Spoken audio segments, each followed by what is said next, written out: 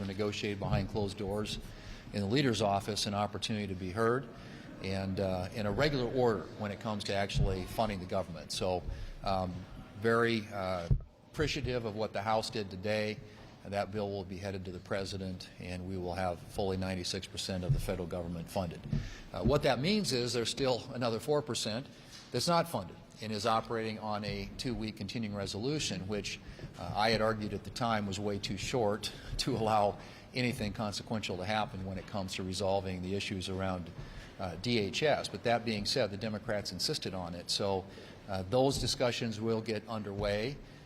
Katie Britt will lead that on our side, and but ultimately that's going to be a conversation between the President of the United States and the Democrats here in the Senate. What I hope it doesn't devolve into is something that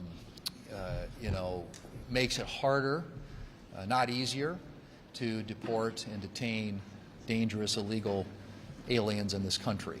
And I also hope that it focuses on protecting and ensuring that the law enforcement officers in this country are safe in their jobs, and that a lot of the tumult that we've experienced in some of our cities around the country starts to dissipate as they are able to effectively function and do what the American people expect them to do.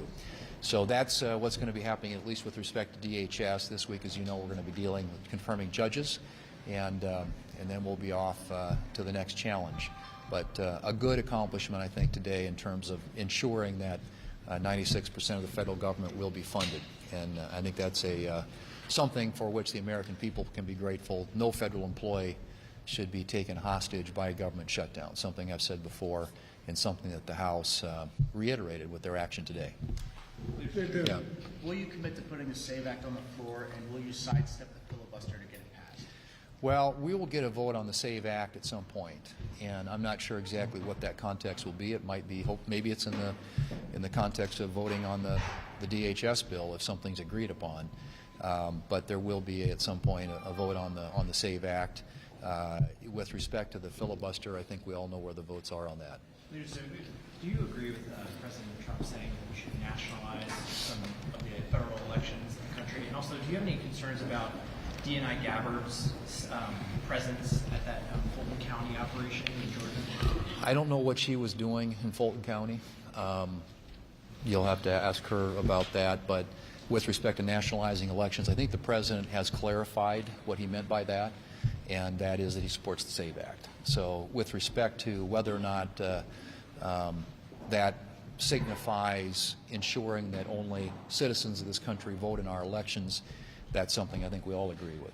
There are other views probably when it comes to nationalizing or federalizing elections, but I think at least on that narrow issue, which is what the SAVE Act gets at, I think that's what the President was addressing. Senator, some of your Republican colleagues have called on you to use a standing filibuster to try to outlast the Democratic minority under current rules.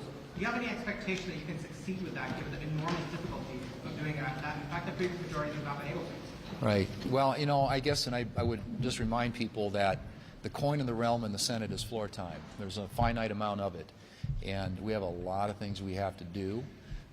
There's a housing bill that's awaiting action, hopefully a market structure bill, possibly permitting reform, farm bill, highway bill. You can go right down the list. Russia sanctions, there are a whole bunch of things that could be teed up for action on the floor of the Senate. And so you have to make some judgments, and the conference will have a conversation about that. I've committed to that we will talk about that idea and determine whether or not what the conference's views are about it and how they want to proceed. As I said, we will vote on the SAVE Act, but exercising or triggering a talking filibuster has ramifications, implications that I think everybody needs to be aware of. So we will have those discussions, but that's obviously ties the floor up for an indefinite amount of time with not only unlimited debate, but also unlimited amendments, all of which can reset the clock. So it's not something that it's going to take something that will entail a tremendous amount of effort, work, and cooperation, and at the expense of the other things we might be doing in the Senate. But we're going to have a discussion about it and see where our conference is. After meeting at the NRSC today, what is the environment like for Republicans, and what do you think you guys need to do better heading I think we feel really good about, where our Senate races are. The Democrats are targeting a number of our incumbents, and so we've got some races that are going to be expensive and hard fought in places like Maine and North Carolina. The Democrats are bullish on other states like Ohio and Alaska, but we also have some really good opportunities, we think, in states for potential pickups. But the one thing I can tell you is the people that are running as incumbents in our conference are seasoned veterans who will outwork any of their opponents. And I'm confident that when, with the right resources and the ability to get their message out, that we are going to be well positioned not only to preserve and protect, but hopefully to expand our Senate majority. But I don't take any of these elections lightly. I think what happened in Texas should be it's something that ought to capture our attention and help us remind us that we need to up our game and do a better job of not only putting up a record of accomplishment for the American people, but then being able to deliver that message. And I think if you look at what we've accomplished in this last year, it's a terrific record of accomplishment for our candidates to run on. The Working Families Tax Cuts had over 100 pieces of legislation included in it, which address many of the issues that working families in this country are dealing with. But we've got to get out and tell that story. And I think over the course of the next several months, we'll do that. On the Gabbard question, do you want to get briefed on her role in Fulton County, and Senator Cotton, as the chairman of the Intelligence Committee, do you have any concerns about her presence there? I let Senator Cotton speak for himself, and as the chairman of the Intelligence Committee, I'm not aware of what she was doing down there, and so maybe that's a question that she can answer for the Intelligence Committee or others who have questions about her involvement there. Thank you all. Senator Cotton, any comment?